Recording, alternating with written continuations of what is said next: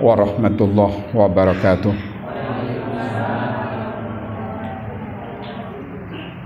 Alhamdulillah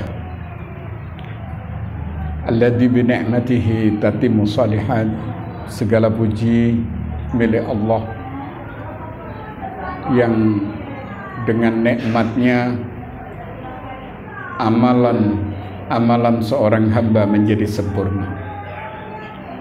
Kita bisa hadir ke tempat saudara kita Mas Haidar murni sejatinya karena memang untuk menimbah ilmu agama. Rasulullah sallallahu alaihi wasallam pernah menyatakan man talabal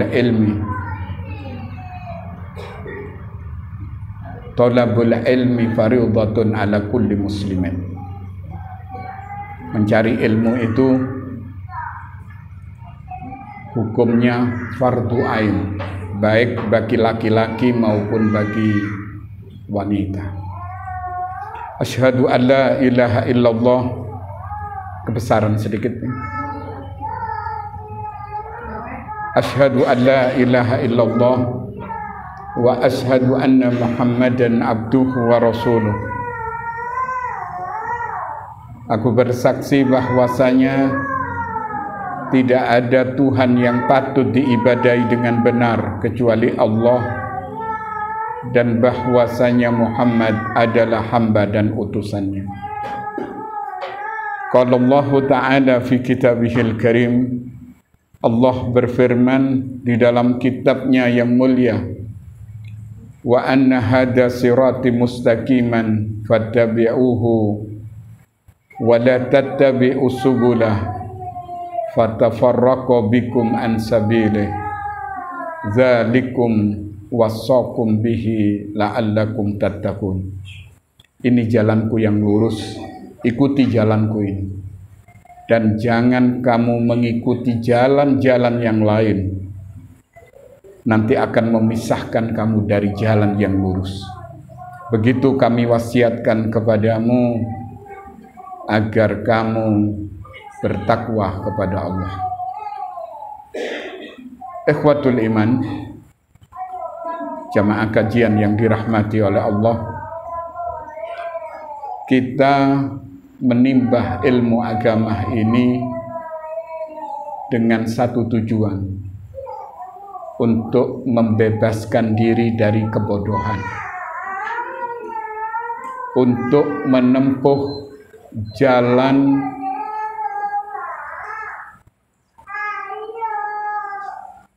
menuju petunjuk.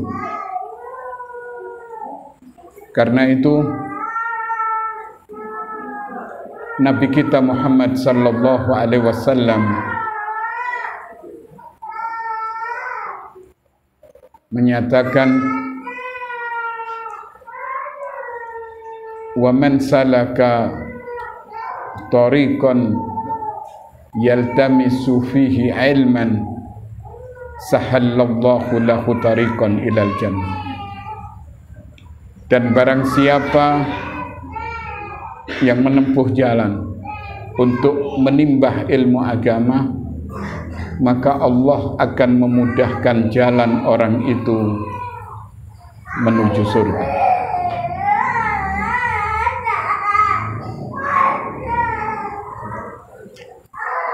Ayuhal ikhwah,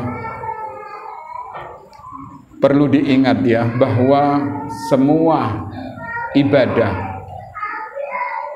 yang tidak diawali dengan keilmuan, maka ibadah ini akan mengarah kepada kesesatan.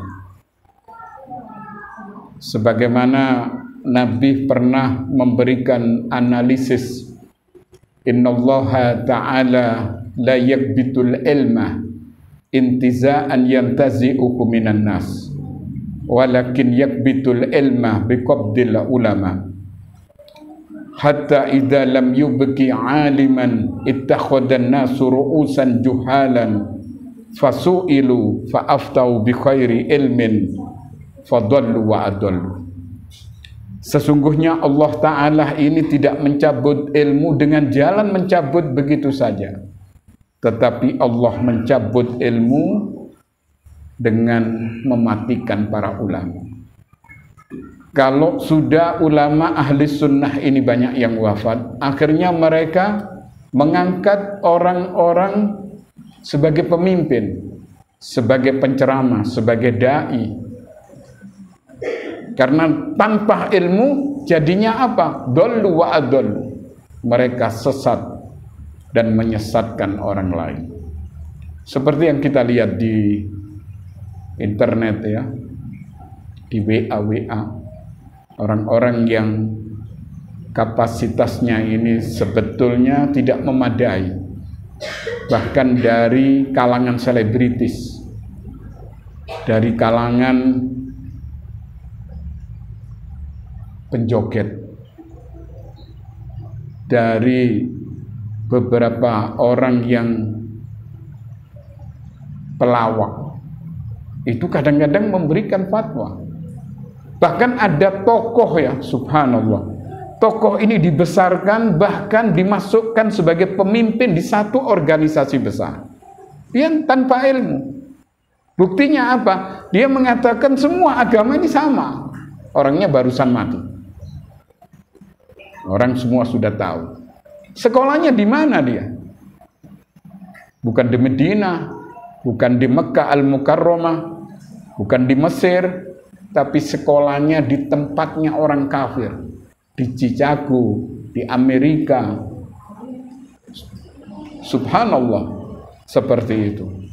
Akhirnya jadinya mereka memberikan fatwa sumbang. Sampai-sampai ada fatwa jogo gereja, orang Islam ceramah di gereja. Dan mereka meyakini enggak apa-apa, kan yang penting kan sama-sama baik. Kita harus bertoleransi. Seperti itu. Padahal Allah sudah menyatakan lakum dinukum waliyadin. Bagimu agamamu, bagiku agama. Dan kita tidak boleh mencampur adukkan al-haq dengan kebatilan. Wala talbisul haqqa bil batil wa taktumunal haqqa wa antum ta'lamun. Jangan kamu mencampur adukkan al-haq dengan kebatilan dan kamu sembunyikan al-haq ini, padahal kamu tahu bahwa itu adalah kebenaran. Karena itu sekali lagi saya menghimbau kepada semuanya ya, kepada mbak-mbak, kepada adik-adik, bapak-bapak, untuk bersemangat menimba ilmu agama. Karena Nabi pernah memberikan kabar gembira, al-ilmu khazain mafatihu khas-su'al fa innahu yu'jaru fihi arba'ah as-sa'il wal-alim wal-mustami' wal-muhibbu lahu. Ilmu itu laksana gedung, sedangkan kuncinya yaitu bertanya. Akan diberi pahala oleh Allah 4 golongan manusia. Pertama, orang yang bertanya dengan tujuan untuk apa? Menghilangkan kebodohan. Atau memang dia tidak ngerti untuk diamalkan. Bukan ngetes ustadznya loh ya, tidak boleh. Iki ustadz iki iso temenan apa ndak? Apa gunanya? As-sa'il, orang yang bertanya itu akan mendapatkan pahala. Kemudian yang kedua, wal alim, orang yang berilmu. Kemudian yang ketiga, ya kita semua, saya, antum semua, wal mustami', orang yang mendengarkan ilmu disampaikan. Dan yang keempat adalah wal muhibbu lahum, orang yang cinta kepada ilmu itu pun akan mendapatkan pahala. Nah, hadirin yang dirahmati oleh Allah, kita lanjut ya kajian tafsir, dan kita sudah masuk di ayat yang ke-30 dari surah Al-Baqarah. 36. Nah,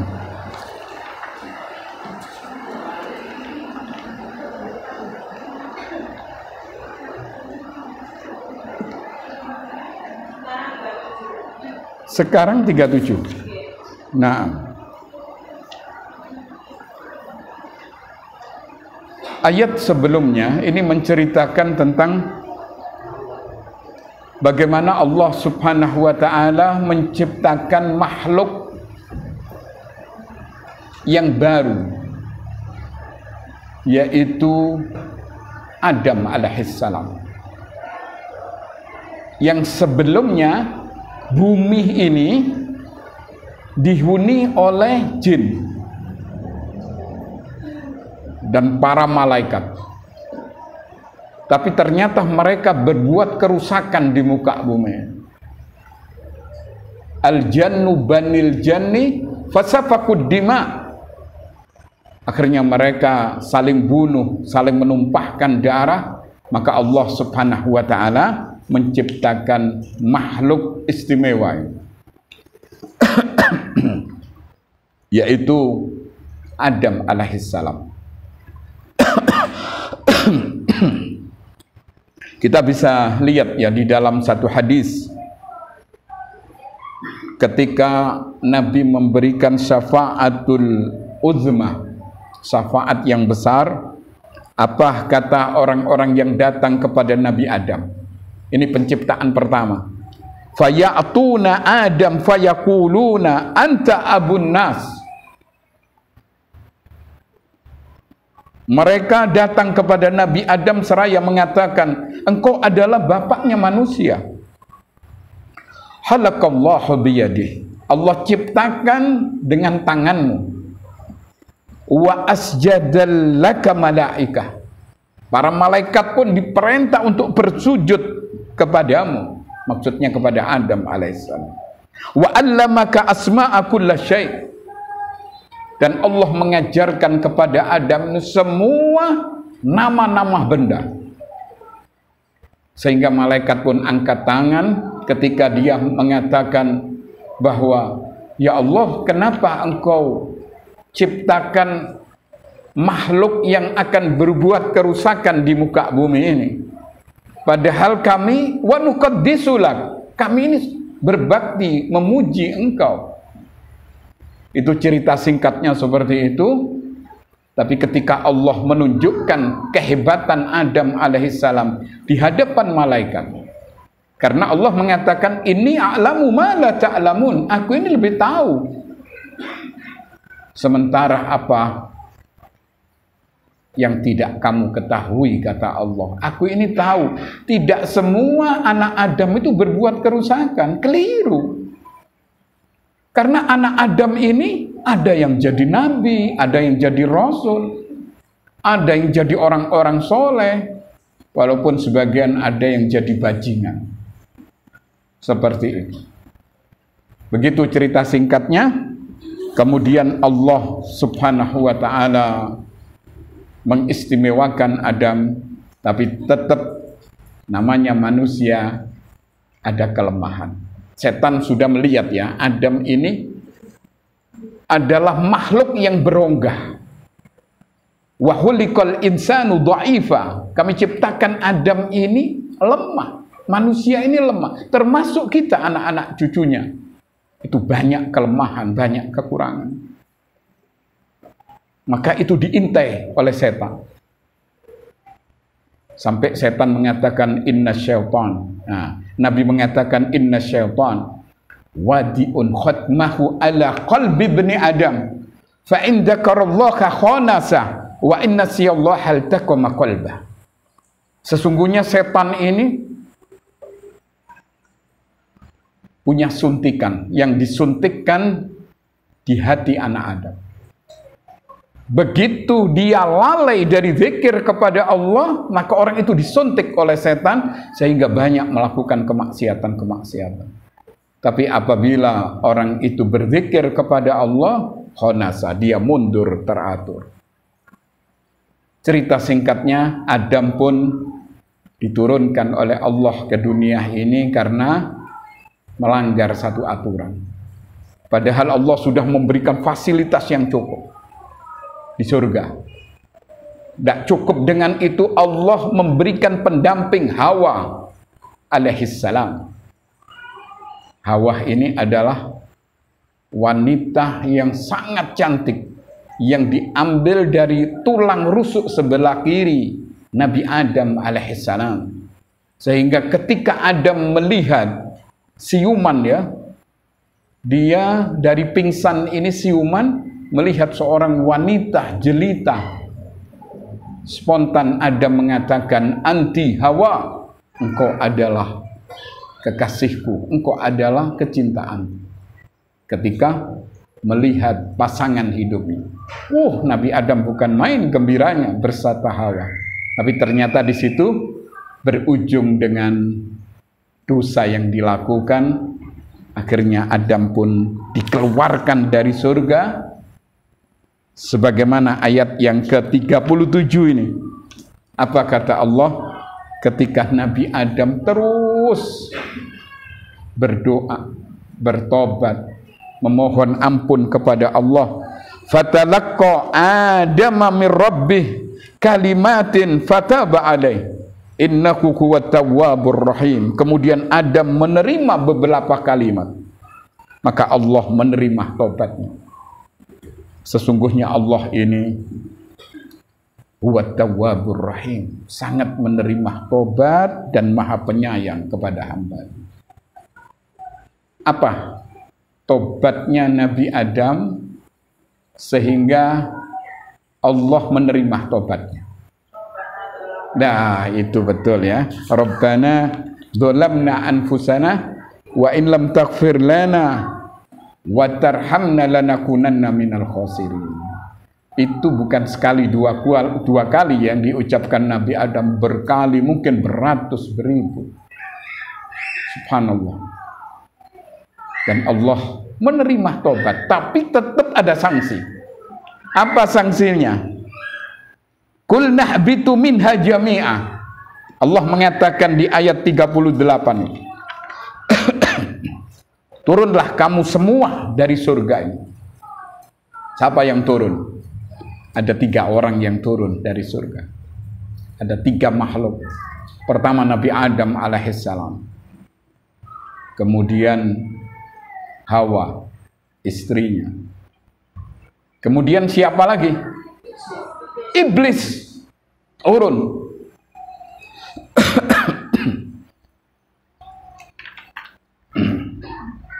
Kemudian Allah menyatakan fa imma ya'tiyannakum minni hudan.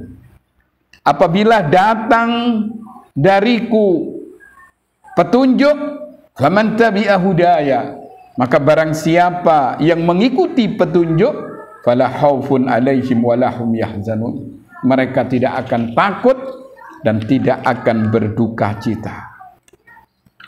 Subhanallah. Begitu Nabi Adam berkiprah di dunia ini, yang tadinya dia merasa nyaman, merasa gembira, padahal sudah ada pasangan hidupnya, tapi Adam ternyata itulah sifat manusia, tidak mampu. Padahal Allah cuma minta satu, ya, wala taqraba hadhihi sajarata fatakuna minadh dhalimin. Jangan kamu mendekati pohon ini, silahkan kamu menikmati apa saja, tapi jangan dekat di pohon, apalagi sampai memakannya. Fatakuna minadh dhalimin. Kalau kamu makan, kamu termasuk orang zalim. Ada sanksinya, walaupun tobat sudah diterima oleh Allah Subhanahu wa ta'ala. Hadirin yang dirahmati oleh Allah, maka Nabi Adam pun merasa menyesal, ya, dengan kejadian itu, sampai walaupun tobat sudah diberikan oleh Allah, Nabi Adam alaihissalam masih ganjel dalam hatinya. Kenapa saya harus makan buah terlarang ini? Padahal fasilitas semua sudah ada. Istri sudah ada di sampingnya, kenikmatan-kenikmatan yang lain apalagi? Karena itu ketika Nabi Adam didatangi oleh manusia di alam mahsyar ini, Nabi Adam langsung angkat bicara. Orang-orang mengatakan ini Adam ini manusia super, manusia istimewa. Allah ciptakan dengan tangannya Allah sendiri dan menunjukkan kemuliaan Adam. Mereka datang, ya Adam anta abal basar, engkau adalah bapaknya manusia, tolong kami selesaikan urusan kamu. Nabi Adam angkat tangan. Tidak pantas, kata Nabi Adam. Aku pernah memakan buah terlarang, padahal satu cuma. Semua fasilitas diberikan, tapi aku tidak mampu. Karena di situ juga ada Hawa ya, yang ngipas-ngipasi juga. Karena itu perempuan juga menentukan ya dalam karya nyata seorang laki-laki. Ada ya, seorang suami mungkin kurang baik, tapi istrinya solihah, subhanallah, ini jadi baik. Suami ini jadi baik. Kenapa? Karena balik-balik digugai lek bengi. Ayo mas, ngenteni kapan, sampean kapan sholat malamnya? Bangun dia. Sekali, dua kali, mungkin beberapa kali, maka jadi tabiat dia bangun dengan sendirinya. Itu kalau istrinya solihah. Tapi kalau istrinya tolihah, tolah-toleh nanti ya, bahaya. Bahkan suami yang baik pun kadang-kadang tidak mampu ya ngatasin. Karena yang menentukan ini ada sesuatu yang kelihatannya sepele, tapi ternyata ada sesuatu yang luar biasa.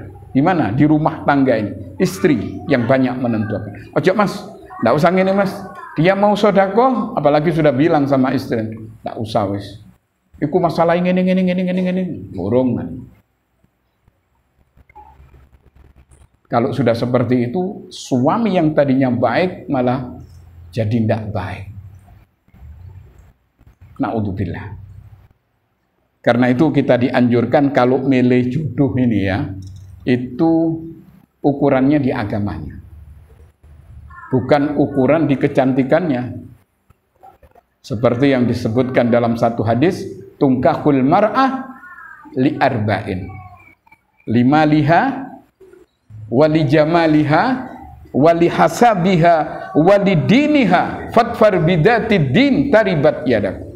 Wanita itu dikawini disebabkan karena 4. Pertama karena hartanya, minimal oleh sendenan, rada lumayan.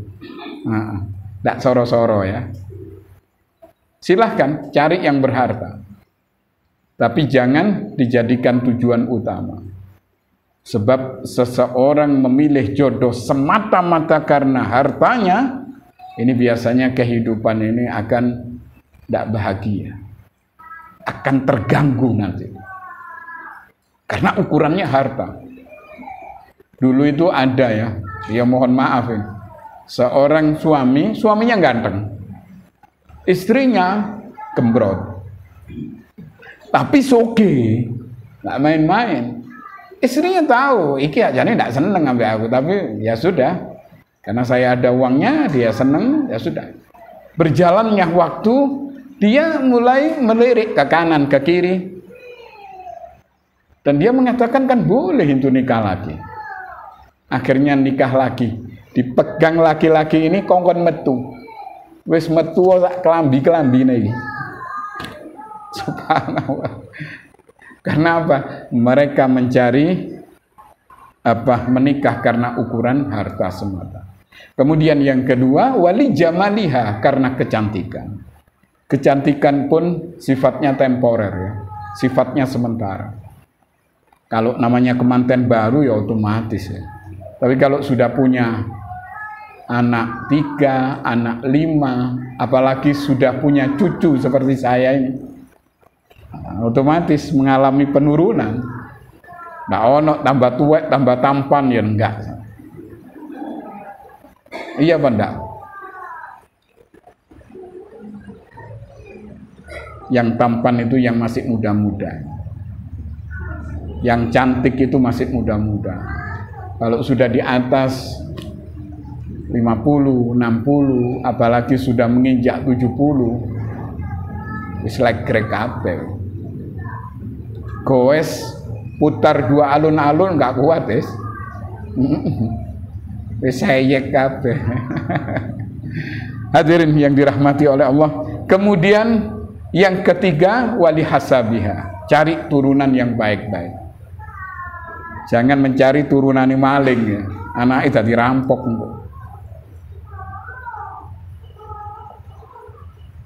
Kemudian Nabi memberikan satu stressing, walidiniha fadfar bidati din taribat yadak. Cari yang beragama, maka kamu akan mendapatkan kebahagiaan yang sebenarnya. Kembali lagi kepada masalah Adam alaihissalam. Kata Allah dalam ayat ini, barang siapa yang mengikuti aku, barang siapa yang mengikuti petunjuk, fala khaufun alaihim wala hum yahzanun. Mereka tidak akan mendapatkan khauf, rasa takut, dan tidak ada kekhawatiran, dan juga tidak bersedih hati. Kenapa? Karena dia di atas petunjuk. Subhanallah. Tapi sebaliknya, di situ disebutkan di ayat yang ke-39 ya, walladzina kafaru wa kadzdzabu biayatina ulaika ashabun nar. Adapun orang yang kafir mendustakan ayat-ayat kami, maka mereka itu akan menjadi penghuni api neraka, hum fiha khalidun. Mereka akan kekal di dalamnya untuk selamanya. Karena itu tauhid ini merupakan landasan paling menentukan dalam kehidupan ini. Mungkin dosa kita banyak ya, kemaksiatan yang kita kerjakan bertumpuk, tapi selama tauhid ini kuat, maka kita tetap akan mendapatkan kebahagiaan sejati. Tapi kalau ilmunya nggak ada, kemudian tauhidnya lemah, mereka kebanyakan terseret kepada kesyirikan tanpa sadar. Seperti kalimat ini ya, enak kok di neraka wis pakai barengi. Kalimat istihza, kalimat yang berbahaya bagi keimanan, walaupun itu bergurau. Ini kadang-kadang ada teman-teman kita ngomong gitu, tak apa-apa gua akeh bareng nih. Iya bareng di endi? Bareng di neraka. Allah karim. Jangankan begitu ya. Misalnya kita mendapat kenikmatan apapun, tiba-tiba tangan kita ini terpotong, putus, tinggal satu misalnya. Kenikmatan apa yang diterima? Dia cuma mikiri sakitnya saja. Ini semua hilang. Kenikmatan-kenikmatan itu bakal hilang dengan derita yang mereka jalani dalam hidup ini. Nah, karena itu ada satu riwayat yang ketika ada seorang yang paling kaya, orang ini paling bahagia waktu di dunia. Apa saja dia punya. Istrinya bukan 1, 4. Semuanya serba ada. Tapi dia menjadi penghuni neraka kebetulan. Atau mungkin orang kafir. Akhirnya orang ini dicelupkan, sekali celupan di neraka ditanya, bagaimana kamu waktu di dunia? Aduh, enggak tahu, aku senang. Padahal cuma sesaat dicelup. Dia memang ahli neraka. Apalagi ahli neraka yang kekal dan abadi.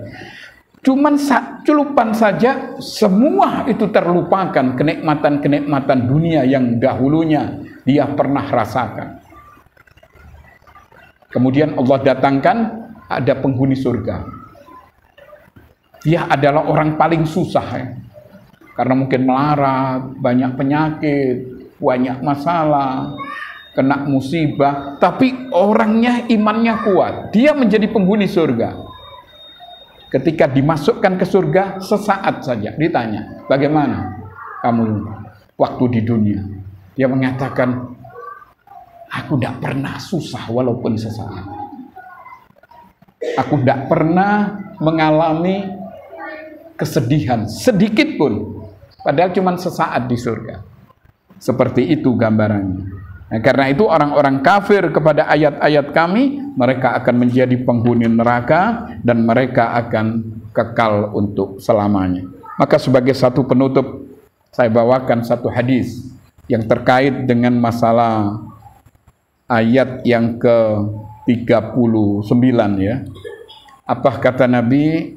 Amma ahlun nar alladzina hum ahluha fala yamutuna fiha wala yahyawna walakin aqwaman asabathumun nar bi khotoyahum fa amatadhum imatatan hatta idza saru fahman udina fis safa'ah.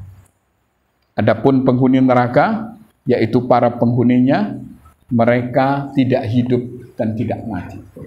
Tidak hidup karena tidak tahu di mana bangkainya. Maksudnya tidak mati, dia tidak tahu di mana bangkainya. Karena di neraka itu la yahya wa la yamut, tidak hidup, tidak mati. Mereka terus tersiksa seperti itu. Namun ada juga orang yang ditimpah neraka karena kesalahan. Ada juga ya orang-orang yang beriman masuk neraka, ada. Dan ini tidak tahu ya banyak apa sedikit ini. Lalu Allah mematikan mereka dengan hebat sehingga mereka menjadi seperti arang, langsung diizinkan untuk mendapatkan syafaat dari Nabi kita Muhammad sallallahu alaihi wasallam. Mungkin mereka melakukan dosa-dosa besar belum bertobat. Mungkin dia meninggalkan beragam kewajiban-kewajiban. Maka mereka harus masuk neraka walaupun tidak kekal. Ada yang setengah hari, ada yang 1 hari, ada yang mungkin beberapa jam saja. Tapi ingat ya, jam sanah itu lain dengan jam dunia. 1 hari sama dengan 1000 tahun. Begitu peringatan-peringatan Allah kepada kita. Karena itu jangan kita salah jalan dalam hidup ini. Hidup ini hanya tersisa sebentar kita, Pak. Kalau tidak hati-hati, maka kita akan menyesal dengan sesalan yang tidak kunjung selesai. Nah, begitu saya kira yang perlu kami sampaikan. Sengaja kami tidak menutup dengan salam. Mungkin ada yang perlu ditanyakan. Ada waktu sekitar 20 menit. Silakan. Assalamualaikum warahmatullahi wabarakatuh. Waalaikumsalam. Saya ingin bertanya tentang apakah benar Ustaz, anak tiri itu jadi mahram seumur hidup bagi seorang lelaki yang telah membawa ibunya? Itu yang pertama. Yang kedua, kita sebagai orang yang diberi amanah untuk memegang uang bagi anak yatim dari teman-teman, bolehkah kita berikan ke anak yatim yang usianya pas 15 tahun? Sedangkan sebetulnya kami ragu, tapi karena kondisi ekonomi ibunya yang benar-benar membutuhkan, jadi ya bismillah, semoga Allah mengampuni kami. Sampai Fik barakallah. Hadirin yang dirahmati oleh Allah, yang pertama terkait dengan masalah anak tiri. Anak tiri ini masuk kategori anak sendiri karena sudah dikawini oleh seorang suami, seperti anaknya sendiri. Dia harus mencium tangan ayahnya, walaupun anak ini sudah besar, sudah perawan misalnya, tetap karena dia anaknya sendiri. Anak tiri yang ibunya dikawini seperti anak sendiri, dong otomatis mahram sih. Tapi kalau belum dikawini, ya otomatis ya. Jadi masuk kategori anak tiri itu anak sendiri karena sudah dikawini oleh laki-laki. Walaupun anak ini keluar bukan dari hubungan dengan laki-laki yang baru atau suami yang baru, cuma suami yang lama, suami yang meninggal atau apa, begitu dikawini maka dia menjadi anak sendiri. Seperti Rasulullah SAW ketika menikahi beberapa wanita yang banyak anaknya, dia tanggung jawab dengan anak-anak ini. dan dia masuk kategori anaknya sendiri. Nah, kemudian yang kedua terkait dengan masalah memelihara anak yatim ya. Ini pahalanya sangat besar, saking besarnya Nabi pernah mengatakan ana wa kafilul yatim fil jannah hakadha wa asara bisabab. Aku beserta pemelihara anak yatim di surga. Kemudian Nabi memberikan isyarat antara jari tengah dengan jari telunjuk, menunjukkan dekatnya Nabi dengan pemelihara anak yatim. Kemudian kita kembali ya, anak yatim ini apalagi hartanya, tidak main-main. Dosanya sangat besar kalau kita ngambil sedikit saja dari harta anak yatim. Ini sanksinya fi butunihim naroh, akan dimasukkan api ke dalam perut orang itu. Tapi kalau dia amanah, jaminannya luar biasa. Dia akan masuk surga dan dekat kepada Nabi. Bayangkan, kalau sudah dekat kepada Nabi, surganya di mana? Di Firdaus, di surga yang paling tinggi. Nah, kemudian bagaimana dengan anak yatim yang di situ ibunya memerlukan apa, padahal belum waktunya untuk diserahkan. Karena anak ini mungkin belum dewasa, belum balik misalnya. Boleh diserahkan, tapi arahnya harus tepat. Memang memerlukan, serahkan. Tapi jangan diserahkan kepada anaknya ya, kepada ibunya. Karena ibunya nanti yang bisa ngatur. Nah, tapi kalau sudah anak ini dewasa, nah ini tidak apa-apa diserahkan. Dia sudah bisa ya, tidak ngawur hidupnya, sudah bisa memanage waktu, memanage harta, tidak boros dan lain sebagainya, serahkan saja. Dengan memberikan pengarahan-pengarahan sudah serahkan. Jangan sampai kita mengambil atau kalau bisa minjam saya, jangan ya, hartanya anak yatim, tidak usah. Walian nyelang nang Cino ketimbang memakai hartanya anak yatim, khawatir tidak iso balik boleh gaib. Jadi kesimpulannya, boleh ya, lihat situasi. Kalau situasinya mendesak, boleh, walaupun belum waktunya untuk diserahkan. Sebab kalau tidak diserahkan, mungkin tambah parah nanti. Serahkan. Begitu saya kira. Ya. Assalamualaikum. Batasnya anak yatim itu sampai umur berapa, Ustaz? Kalau anak laki-laki sampai balik. Nah, balik bukan yatim lagi ya. Kemudian perempuan ini kalau sudah nikah, selesai sudah. Belum nikah, iya masih tanggungan, belum anak yatim. Ya, ya, enggak. Salam. Ustaz, saya mau bertanya, apa yang menjadi penyebab kita itu sulit melakukan berusaha kepada saudara kita sesama muslim, padahal itu anjuran dari kita Nabi Muhammad Rasulullah. Ya, oke. Kenapa sulit? Karena ada kebencian. Kalau mereka ini tidak ada kebencian, mudah mengucapkan salam tidak dibayar. Iya kan? Sampai Nabi pernah menyatakan dabba ilaikum da'ul umam qablakumul baghdha wal hasad wal baghdha hiyal haliqah. Telah terjadi kejadian orang-orang terdahulu, yaitu mereka kena penyakit benci dan dengki. Dan kebencian itu merupakan haliqah, pencukur.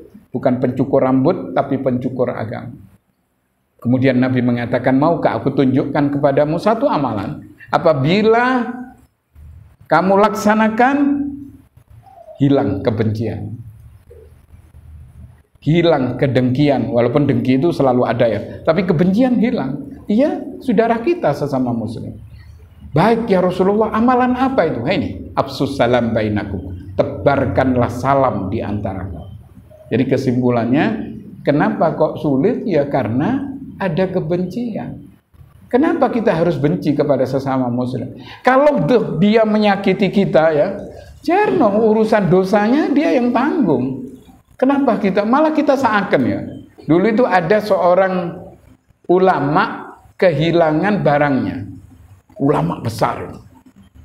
Tiba-tiba ulama ini menangis. Orang-orang kaget, iki opo iku ulama nangis sih gara-gara kehilangan barang. Orang berpikir, kok iso ya? Padahal dia orang ngerti agama ini. Kok sampai nangis? Ada apa? Jangan suudon, kata beberapa orang. Coba tanyakan sendiri kepada ulama itu. Ya Syekh, kenapa engkau menangis? Iya, saya ini kasihan kepada yang nyuri. Kenapa? Nanti dia akan dipertemukan oleh Allah dengan saya dalam keadaan dia mencuri. Bagaimana susahnya orang ini? Bagaimana malunya orang itu? Karena itu saya sangat nangis sampean. Jadi ulama itu nangis bukan karena hilangnya barang yang diambil, tapi karena kasihan kepada pencurinya. Sampai seperti itu. Kalau kita mungkin lain, ndang tembakan ae sikile ndang mari. Seperti itu. Ada lagi mungkin? Ya. Seorang istri melakukan amalan-amalan sunnah tanpa izin suaminya. Memang suaminya tidak melarang, cuma ketika dari raut wajahnya nggak senang, Ustaz. Apakah kita teruskan atau gimana, Ustaz?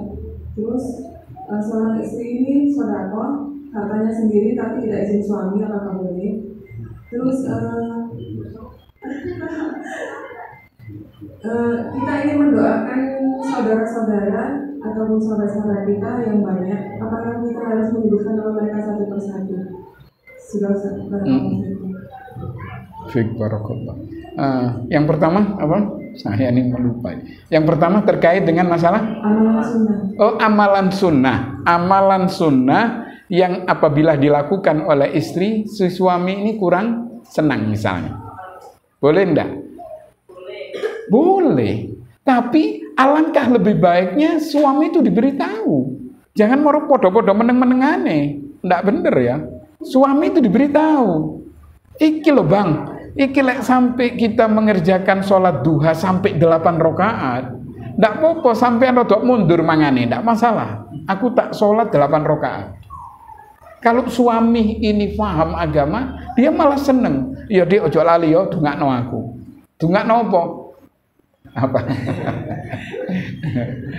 Ya pokoknya minta apa saja ya sudah, minta didoakan oleh istri yang sholihah, masya Allah seperti itu. Nah, ini salahnya istri, kenapa dia ndak ngomong? Bilang, kenapa ndak bilang? Ngomong sama istrinya. Ndak mas aku ketika saya melakukan ini sampai kok kurang seneng. Ono opo ini? Padahal ini sunnah Nabi. Sampaikan biar tahu. Tapi kalau podo meneng-menengane ya ndak bener sih. Istri tidak benar, suami gaya karepe dhewe. Tak benar bisa. Caranya bagaimana? Omong masalahnya. Kan omong itu cuma sekali. Tidak perlu nanti setiap sholat sunnah kita bang aku hati sholat bang sunnah. Tidak usah. Sekali kita bicara untuk selanjutnya seperti itu. Kemudian yang kedua tadi. Kenapa? Oh, kalau oh ya ini kembali lagi ya masalah tadi. Kalau suami si istri puasa sunnah, nah ini harus bilang kepada suami. Karena apa? Karena suaminya mungkin butuh waktu siang. Anu wae Mas kok bengi. Lho, cocok ngono masalah iki ndak iso diimpet iki misalnya. Itu yang muda-muda ya. Allah alam. Nggak, artinya beritahu saja. Kenapa? Aku ati poso sunah, jadi besok aja. Ini luar biasa loh ya. Mohon maaf ibu-ibu ya. Masukmu ke dalam api neraka, masukmu ke dalam surga tergantung dari suamimu. Kalau kamu taat kepada suamimu, surga tempatnya. Tapi kalau kamu durhaka, sering menyakiti suamimu, Tidak ada tempat lain kecuali harus masuk neraka. Berat sekali, tidak main-main. Kemudian yang kedua terkait dengan harta istri sendiri. Bolehkah kita tanpa izin? Ya boleh, hartanya sendiri. Tapi alangkah lebih baiknya kalau walaupun bukan minta izin tapi pemberitahuan. Itu lebih bagus ya. Suami solegoh, dia mengatakan, aku kepingin ngekei mbak. Kenapa? Nggak mungkin, ojo, ya, suami goblok temenan. Ya otomatis dia, oh iya bener sampean. Tapi aku ketepaan ndak duduk duit sampean aku sing duwe duit, jarno aku ae. Luar biasa. Tapi pemberitahuan supaya apa? Si suami ini tenang, ndak murmuru sing-singitan ngekei. Malah kurang bagus. Lebih baik ini open cup ya. Kita ini apa adanya. Wis iki kemampuan kita sekian. Seperti ini. Kemudian yang ketiga tadi terkait doakan saudara-saudara dan teman-teman. Mendoakan saudara dan teman-teman yang banyak. Apakah kita harus sebut nama mereka satu persatu? Bagaimana caranya? Menyebut boleh? Apa harus disebut satu? Nama. Apa mungkin harus disebut satu-satu? Enggak. Menyebut satu-satu boleh ya, karena menunjukkan ada kekhususan. Tapi tidak menyebut satu-satu itu pun boleh. Karena Allah sudah tahu di hati kita ini siapa saja yang kita doakan. Seperti kalimat ini, Rabbighfirli wa liwalidayya warhamhuma kama rabbayani shaghira. Kita kan tidak menyebut nama orang tua kita, tapi Allah tahu yang dimaksud adalah orang tua kita. Kita menyebut mudah-mudahan si fulan itu lebih bagus ya. Karena Nabi kadang-kadang menyebut ini satu persatu, kadang tidak. Allahumma ighfir lahum warhamhum secara jamak semua, dan Allah tahu iki sing dimaksud arek iki, ini iki sing dudungan. Jadi boleh menyebut satu persatu, boleh secara global, enggak apa-apa. Caranya ya bahasa Indonesia saja ya biar mantep. Kecuali yang paham bahasa Arab ya silakan. Tapi seandainya enggak, bahasa Indonesia lebih mantep, apalagi di luar sholat. Boleh. Satu persatu boleh, apa global boleh. Tidak ada larangan dalam agama. Terserah. Begitu saya kira. Ya. Ustaz, misalnya kita tinggal serumah dengan mertua, dengan orang tua angkat dari suami kita, berarti mereka berdua mereka bukan mahram kita ya Ustaz. Kalau kelihatan kita nggak pakai jilbab itu, kelihatan mertua laki-laki angkat, berarti nggak boleh ya Ustaz. Mertua ya, mertua kan masuk. Mertua, tapi suami kita itu anak angkatnya gitu. Tak tahu ini saya. Coba tak anu dulu ya. Kita kayak PR ini apa suami kita itu anak angkat dari seseorang ya. Orang tuanya yang serumah sama kita gitu. Anak angkat ya. Anak angkat ini bukan mahram ya. Nah itu. Tidak boleh. Berarti kita harus pakai jilbab. Iya. Kenapa? Ada yang seperti itu? Iya. Coba itu dirubah. Karena memang ini masuk kategori mahram. Termasuk tidak boleh salaman juga. Bukan mahram, termasuk bukan mahram. Karena anak angkat, bukan anaknya sendiri. Wong Nabi waktu disebut oleh orang-orang Zaid bin Muhammad, Nabi ini punya anak angkat namanya Zaid. Orang-orang menisbatkan dengan Nabi, langsung ditegur oleh Allah. Jangan. Itu bukan anakmu sendiri, itu cuma anak angkat. Anak angkat tidak termasuk. Lain dengan istri yang tadi dikawini, Pak. Ini sudah masuk, anak-anak itu menjadi anak-anak kita, seperti itu. Begitu saya kira. Ya. Bagaimana kalau ada orang tua yang mendapati keluarganya, orang tua laki-lakinya itu sudah hijrah, terus keluarganya, anak-anaknya, istrinya masih belum diajak, tidak mau, apa nanti dapat bisa, terus bagaimana usaha orang tua laki-laki itu untuk biar keluarganya bisa hijrah gitu. Nah, hadirin yang dirahmati oleh Allah, kita ini kewajibannya illal balah, hanya menyampaikannya. Nabi Nuh kurang apa? Luar biasa. Tidak nanggung-nanggung seperti kita. 950 tahun. Ternyata beliau bukan tidak berhasil. Anaknya tidak mendapat hidayah. Istrinya menjadi penghuni neraka. Nabi Lut sama. Nabi Ibrahim kepada bapaknya sama. Dia sudah sampaikan ini. Jadi kewajibannya, apakah ada hisab? Enggak, sudah bebas dia. Karena sudah memberitahukan. Tapi untuk kita bukan sekali dua kali ya, kita coba. Kalau sudah notok rupanya ndak anu, ya sudah kita tinggalkan. Nanti urusannya sendiri-sendiri. Nabi Ibrahim alaihissalam ya, walaupun bapaknya seperti itu ya, bapaknya produser berhala, dia ngusir Nabi Ibrahim, bahkan dia yang mau membakar Nabi Ibrahim. Subhanallah, ini orang jahat sekali ya, bapaknya kok tega sama anaknya. Ternyata anaknya itu ketika di hari kiamat, Nabi Ibrahim mengatakan, ya Allah itu bapakku. Jadi dia menginginkan supaya bapaknya Azar ini selamat. Maka Allah mengatakan, coba itu lihat bapakmu.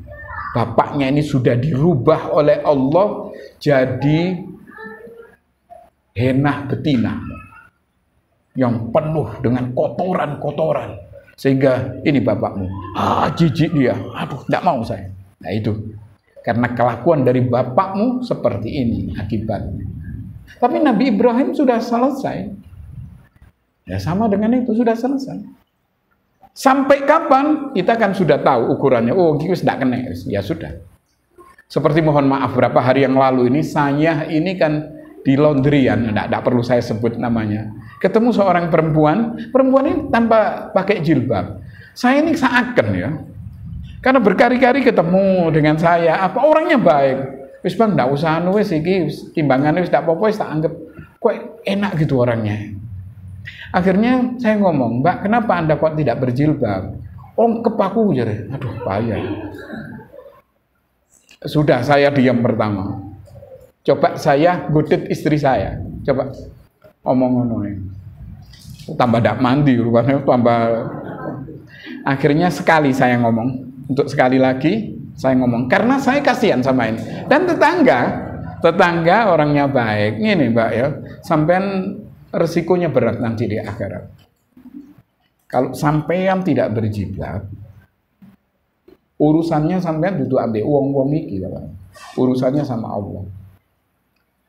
Anda ini dikhawatirkan nanti bisa masuk surga, tapi kepalanya harus dibakar dulu. Coba sampean pikirkan ini, tak tinggal. Dia tengok menengah, dia mikir ya. Sebab kalau tidak ditekan seperti itu, nanti dia berleha-leha seperti tidak ada masalah nanti sampean. Memang sampean tidak ditangkap polisi, tapi nanti akibatnya berat. Itu sampai sekarang nggak mau. Saya diam.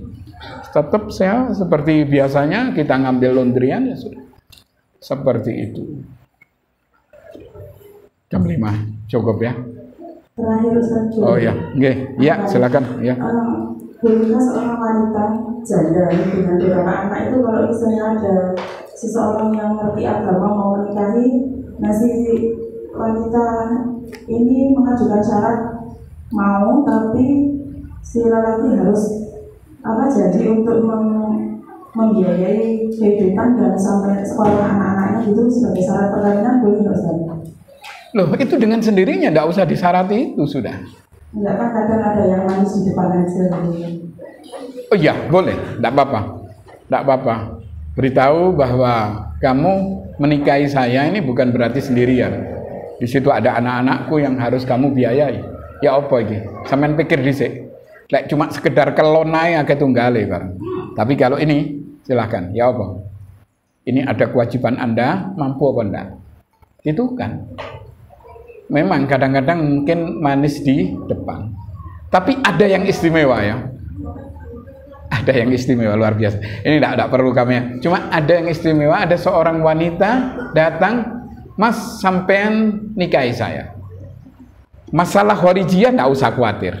Karena saya orang mampu, saya tidak mau nafkah dari sampean. Pokok statusnya saya ini adalah istri dari sampean, sudah cukup. Pondak gelebekan sing lanang. Kepingin tahu saya siapa yang menolak dari perempuan seperti ini? Jarang. Tapi tetap ya punya kewajiban. Tapi walaupun itu digugurkan, tapi kalau sudah digugurkan oleh perempuan ini, ya sudah. Paling banter kita ngasih berapa sesuai dengan kemampuan. Seperti itu. Yuk, cukup ya, insyaallah. Nanti kita lanjut di 2 minggu ke depan. Mari kita tutup dengan kafaratul majlis. Subhanakallahumma wa bihamdika asyhadu an la ilaha illa anta astaghfiruka wa atubu ilaik. Assalamualaikum warahmatullahi wabarakatuh.